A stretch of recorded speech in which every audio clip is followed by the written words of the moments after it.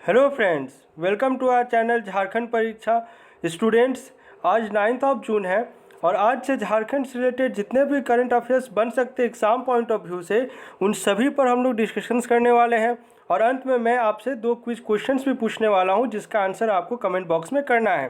पहला quiz question तो आपका झारखंड करंट अफेयर्स से ही रिलेटेड होगा और दूसरा क्विज क्वेश्चन झारखंड जीएस से रिलेटेड होगा।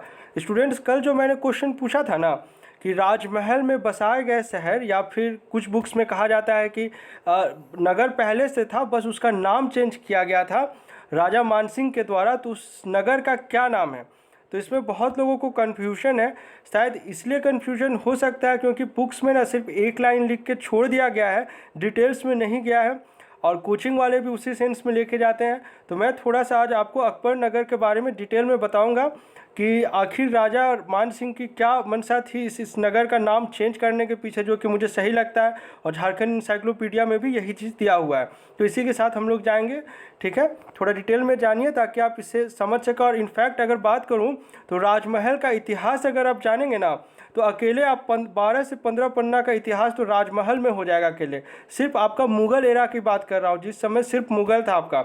मुग़ल के बाद भी तो बंगाल का सूबा चलता ही था ना आपका। उस समय राजमहल कैपिटल बनाने के पीछे क्या रीज़न था, शाही टकसाल्स का यूज़ क्या हुआ करता था, जामी मस्जिद का क्या कहानी है।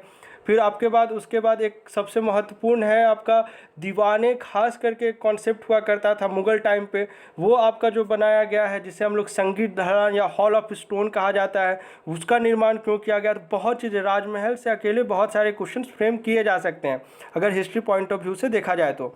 उसके बारे में पढ़ेंगे। पहले कुछ करंट अफेयर्स देख लेते हैं। पहला क्वेश्चन है, झारखंड सरकार के द्वारा कहाँ पर हाई परफॉर्मेंस सेंटर बनाने का प्रस्ताव पारित किया गया है। तो इस क्वेश्चन का करेक्ट आंसर हो जाएगा ऑप्शन नंबर बी, JSSPS। मैंने आपको JSLPS पढ़ाया हुआ है। इसका फुल फॉर्म क्या होता है, Jharkhand state livelihood promotional society. इसी के तर्ज पर आपका बनाया गया है JSSPS।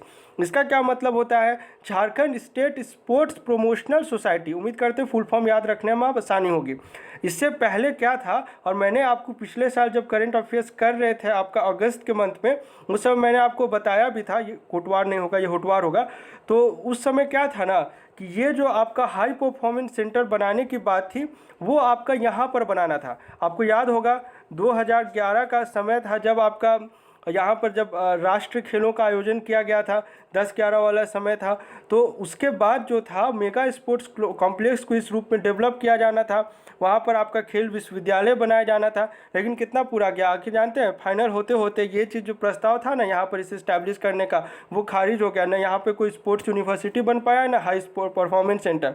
उसके बाद फिर से अब जो है आपका JSSPS में इसे बनाने का निर्णय लिया गया है। और इसके लिए जो है आपका CCL के द्वारा उसका CSR फंड जो होता है ₹6 करोड़ का, इसका उपयोग किया जाना है। उम्मीद करते हैं थोड़ा सा बैकग्राउंड समझ आ गया होगा क्वेश्चन का। एक एक करके अब हम लोग बुकिश लैंग्वेज में देख लेते हैं क्योंकि यही चीज़ एग्जाम में काम आने वाला है।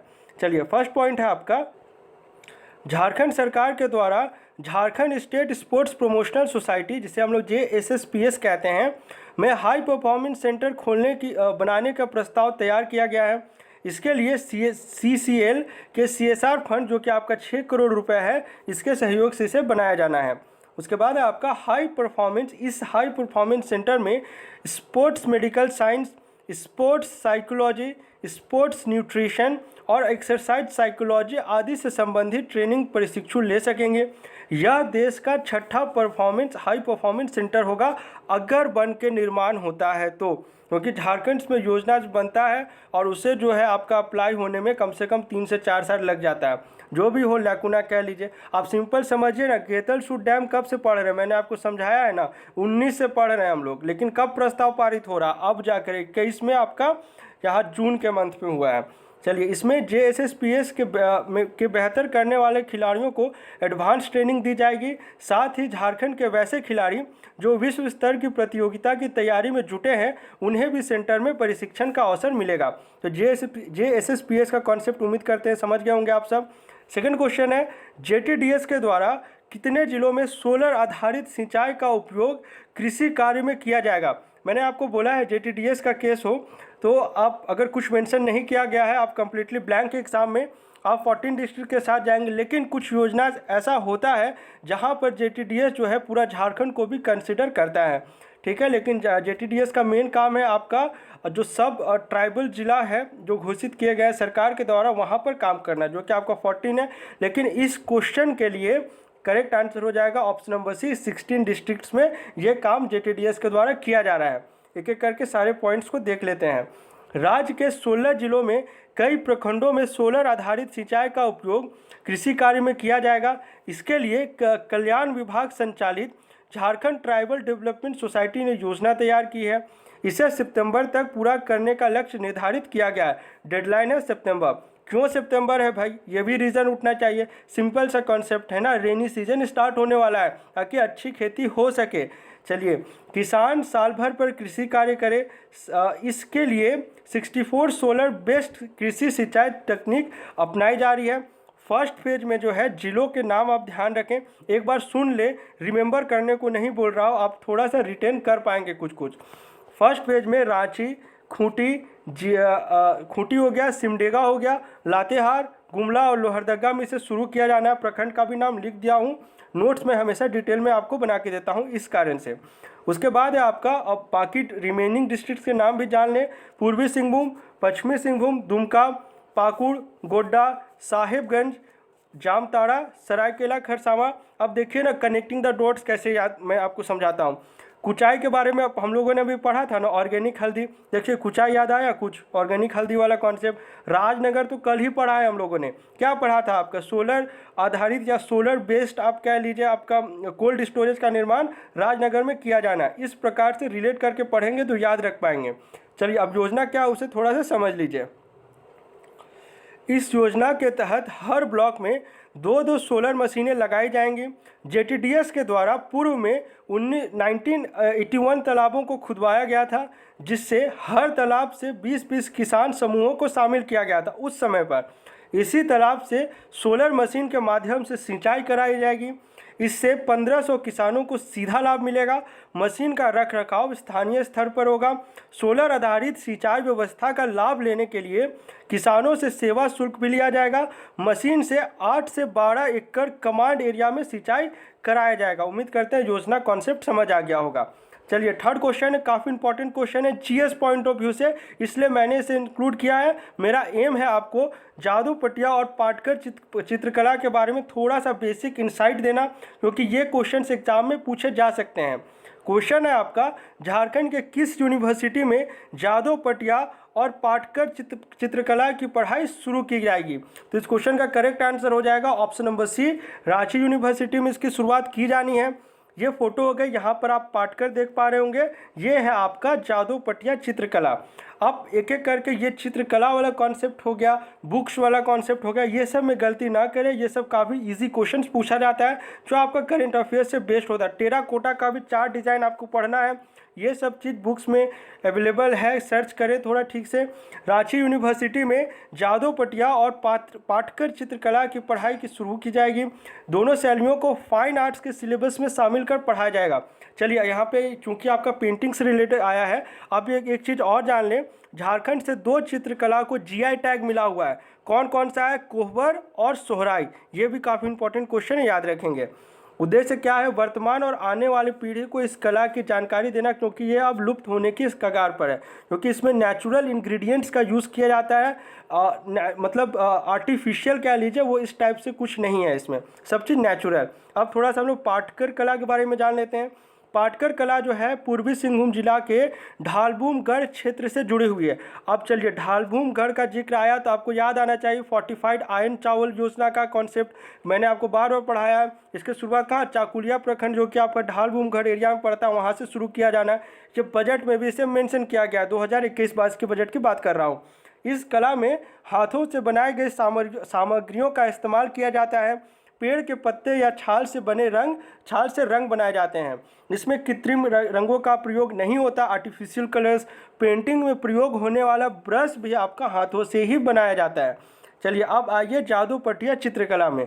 जादू पटिया चित्रकला शैली है जो वो मुख्यतः संथाल परगना में पाई जाती है। माफ़ करिएगा, मोबाइल जो है साइलेंट करना भूल गया था, गलती हो गई। जादू पटिया शैली जो है वो मुख्यतः संथाल परगना क्षेत्र में पाई जाती है। यह संथाल जनजाति की लोक चित्रकला है जो इस समाज के इतिहास और दर्शन को पूर्णतः अभिव्यक्त करने की क्षमता रखती है। यह संथाली समाज से जुड़ी प्राचीन लोक कला है। यह इस समाज के उद्भव विकास, रहन सहन, धार्मिक विश्वास और नैतिकता को व्यक्त करती है। यह काफ़ी इंपॉर्टेंट पॉइंट इसलिए अलग रखा, वंश के अनुसार, वंशानुगत जो कहते हैं ना, वो ये चित्रकला है। एग्जाम में पूछ सकता है, जेपीएससी में जो पूछता है ना 4 ऑप्शन करके कि ए सही, बी सही, 3 सही है कि ऑल ऑफ द अबव, ये वाला में ये इस टाइप का क्वेश्चन फ्रेम किया जाता है। इस शैली को कलाकार वंश परंपरा के आधार पर इस कला को अपनाते हैं, इसे याद रखेंगे, जादू पटिया से रिलेटेड। ठीक है, चलिए 4th क्वेश्चन है, काफ़ी इंपॉर्टेंट क्वेश्चन है स्टूडेंट्स, ध्यान देंगे, एक एक कॉन्सेप्ट को समझेंगे। डाउट हो कमेंट करके पूछें। परफॉर्मेंस ग्रेडिंग इंडेक्स 2021 में झारखंड का पूरे देश में क्या स्थान रहा है? तो इस क्वेश्चन का करेक्ट आंसर हो जाएगा ऑप्शन नंबर सी, 21 स्थान रहा है। और पिछले साल ये ग्रेडिंग इंडेक्स जो है वो आपका अप्रैल मंथ में आया था और उसमें जो था झारखंड का 14th स्थान था। ये स्लिप खो गया है आपका -7, यानी कि 7 पायदान खसक कर आपका 21वां पायदान पा गया, यानी खराब प्रदर्शन है। चलिए जो भी है, 27वां तो नहीं है ना, 27वां तो और ख़राब प्रदर्शन रहा है आपका। अभी हम लोगों ने पढ़ा सस्टेनेबल डेवलपमेंट इंडेक्स, सतत विकास सूचकांक, उसमें तो बहुत ख़राब प्रदर्शन रहा है। उसमें कुछ कुछ इंपॉर्टेंट है जो कि मैंने आपको पढ़ाया, इंडिविजुअल रैंकिंग भी याद रखेंगे, जैसे गरीबी उन्मूलन हो गया, ये सब कॉन्सेप्ट पता होना चाहिए। जन जंगल जमीन वाला कॉन्सेप्ट हो गया, ये सब आप जाने ताकि आप कोड पर कर पाए। हंगर इंडेक्स हो गया, भूखमरी वाला, 3-4 रैंकिंग है जो आपको उसमें से याद रखना है। इसके लिए फर्स्ट पॉइंट है आपका, ये तो मैंने आपको बता दिया, 21वां पायदान पे पिछले साल 14th पे रहा था। रिपोर्ट जो है 6 जून को जारी किया गया है। परफॉर्मेंस इंडेक्स में झारखंड को कुल 1000 अंकों में 790 अंक मिले हैं। पिछले साल 751 अंक मिले थे। झारखंड को लर्निंग आउटकम और गुणवत्ता में 180, ये डिफरेंट जो है ना वो पॉइंट्स लिखा गया है, सभी को रिमेंबर करने की आपको ज़रूरत नहीं है। जो जेपीएससी का एस्पायरेंट है ना, वो अंक नहीं याद करके आप ये चीज़ याद कर सकते हैं कम से कम कि कैटेगरीज कौन कौन सी थी। ठीक है, इसमें भी सबसे इंपॉर्टेंट आपका गवर्नेंस प्रोसेस और समानता, इक्वालिटी। चलिए अब थोड़ा सा समझ लीजिए कि परफॉर्मेंस ग्रेडिंग इंडेक्स आखिर क्या है। परफॉर्मेंस ग्रेडिंग इंडेक्स में शिक्षा की गुणवत्ता, आधारभूत संरचना, पुस्तकालय और छात्र शिक्षक अनुपात के आधार पर अंक दिए जाते हैं। इसके अलावा मध्याह्न भोजन, वित्तीय प्रबंधन, शगुन पोर्टल से मिले अंकों पर भी मूल्यांकन किया जाता है। आप समझ गए होंगे परफॉर्मेंस ग्रेडिंग इंडेक्स किस प्रकार बनाया जाता है। अब देखिए झारखंड से ऊपर तो बहुत सारे राज्य हो गए हैं, क्योंकि झारखंड तो खुद बहुत नीचे है। ऊपर वाला याद रखने से आसान है, आप नीचे वाला याद रखें।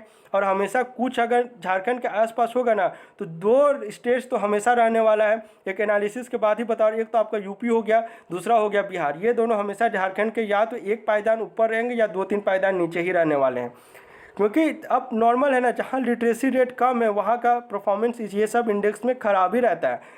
आप नीचे देख लीजिए, लक्षद्वीप, मणिपुर, सिक्किम, तेलंगाना, असम, देखिए बिहार आ गया, मध्य प्रदेश, मिजोरम, अरुणाचल प्रदेश, छत्तीसगढ़, नागालैंड, मेघालय और लद्दाख, ये सब झारखंड से नीचे हैं। यूटीज नहीं, कम से कम स्टेट्स याद रखें। अब प्रीवियस कुछ क्वेश्चन को डिस्कस कर लें। झारखंड पर्यटन नामक पुस्तक के लेखक का क्या नाम है? तो इस क्वेश्चन का करेक्ट आंसर हो जाएगा ऑप्शन नंबर बी, चंद्रभूषण। और यहाँ पर मैंने यहाँ पे लिख दिया, 2 पुस्तक इनके द्वारा लिखी गई है, झारखंड पर्यटन और दिल्ली सुशासन मॉडल। और 8 जनवरी को ये इन्होंने इस पुस्तक को मुख्यमंत्री हेमंत सोरेन को भेंट दी थी। और क्या है ना, इसमें जिलों को अलग अलग अध्याय में बांटकर वहाँ के पर्यटन स्थलों तक पहुँचाने के साधन से लेकर वहाँ के खान पान तक का डिटेल में विवरण दिया गया, डिटेल डिस्क्रिप्शन कह लीजिए। अब जीएस वाला क्वेश्चन है, थोड़ा डिटेल में मैं आपको बता देता हूँ, पेशेंस रखिएगा, आज थोड़ा लंबा हो गया वीडियो लेक्चर। देखिए हुआ क्या था आपका, 1592 की बात है, ठीक। उड़ीसा में आपका, उड़ीसा जो है वहाँ का कॉन्केस्ट जो कह लीजिए वो सफल करके लौटते हैं आपके राजा मान सिंह। राजा मान सिंह कौन है वहाँ पे? राजा मान सिंह कहीं कहीं फर्स्ट भी आपको लिखा हुआ मिल जाएगा, तो कंफ्यूज नहीं होना है। मुगल गवर्नर है उस समय के बंगाल सूबे के, ठीक है, राजा मान सिंह। अब ये जो है आपका 1595-96 की बात है, ये आते हैं आपके राजमहल वाले एरिया में। अकबर भेजता है कि भाई टैक्स कलेक्ट करो यहाँ से, ठीक है। टैक्स कलेक्शन वाला कॉन्सेप्ट आपका नीचे सिंहभूम एरिया में भी था। आते हैं मान सिंह यहाँ पर, तो देखते हैं ना कि अरे यार ये तो बहुत सही जगह, तिलियागढ़ी जो था, तिलियागढ़ी पास कह लीजिए या फिर आप जो गेटवे ऑफ बंगाल कहा जाता है, ये आपका जो था बनकर तैयार हो चुका था आपका 1938 के आसपास में। तो उनको लगा कि अरे अगर हम लोग यहाँ पर कुछ अपना एक शहर टाइप का बसा लेते हैं तो हम लोग तो यहाँ से आसानी से बंगाल में हम लोग कंट्रोल कर पाएंगे। अब बंगाल उस समय आज का बंगाल थोड़ी ना था, बांग्लादेश था, म्यांमार था, ये बर्मा काफ़ी फैला हुआ था उस समय तक। तो लगा कि भाई ऐसा क्या किया जाए, कैपिटल अभी तक नहीं बनाया गया। राजमहल आपको पता होना चाहिए 4 बार डिफरेंट फेजेस में कैपिटल बना हुआ है, ठीक है, कुछ कुछ टाइम इंटरवल स्लॉट्स में। तो 1538 में ये आपका जो तेलियागढ़ी किला था बना हुआ था। अकबर आते हैं 95 में, उन्हें मानसिंह आते हैं 95 में, उन्हें रियलाइज़ होता है कि कुछ किया जाना चाहिए कि हम लोग कंट्रोल कर पाए। तेलियागढ़ी पास भी है, गंगा नदी भी हम लोग आसानी से कंट्रोल कर सकते हैं। इसी कारण से 1595 में उन्होंने एक शहर वहाँ पे पहले से थी जिसका नामांकन करते हैं अकबर नगर के नाम पर, एक ऑनर देने के लिए अकबर को, जो समय के मुग़ल शहंशाह थे, और ये बताने के लिए कि अब ये एरिया जो है उनके कंट्रोल में आ गया है और वहाँ पर कुछ इंपॉर्टेंट कंस्ट्रक्शंस की जाती हैं, जिसमें आपका शाही टकसाल हो गया जहाँ पे सोने के कॉइन्स पंच्ड किए जाते थे, और आपका हो गया एक मस्जिद का निर्माण भी किया जाता है। ये कंट्रोवर्सी है, कुछ लोग कहते हैं जामी मस्जिद का निर्माण जो राजमहल वाला है वो शाहजहाँ ने कराया था, कुछ चाहते हैं कि ये राजा मानसिंह के द्वारा कराया गया। तो ये सब कंस्ट्रक्शंस का निर्माण किया जाता है। और आपका जो है और अकबर नगर जो है वो शहर बसाया जाता है। उम्मीद करते हैं समझ गए होंगे, ज़्यादा डिटेल में नहीं जा रहा हूँ, वीडियो लंबा हो गया इस कारण से। झारखंड के किस इंडस्ट्रियल यूनिट को बेस्ट वर्क प्लेस से सम्मानित किया गया है? आपके ऑप्शन से Tata steel, Hindustan copper limited, SAIL या गेल। आंसर करें। उत्तरी छोटा नागपुर प्रमंडल का मुख्यालय कहाँ स्थित है? रांची, डाल्टनगंज, हजारीबाग, दुमका। आज का वीडियो थोड़ा लंबा हो गया, माफ़ करिएगा, अगले बार से मैं इसे थोड़ा कम करने की कोशिश करूँगा। मिलते हैं झारखंड के अगले वीडियो लेक्चर में। Thanks for watching this video.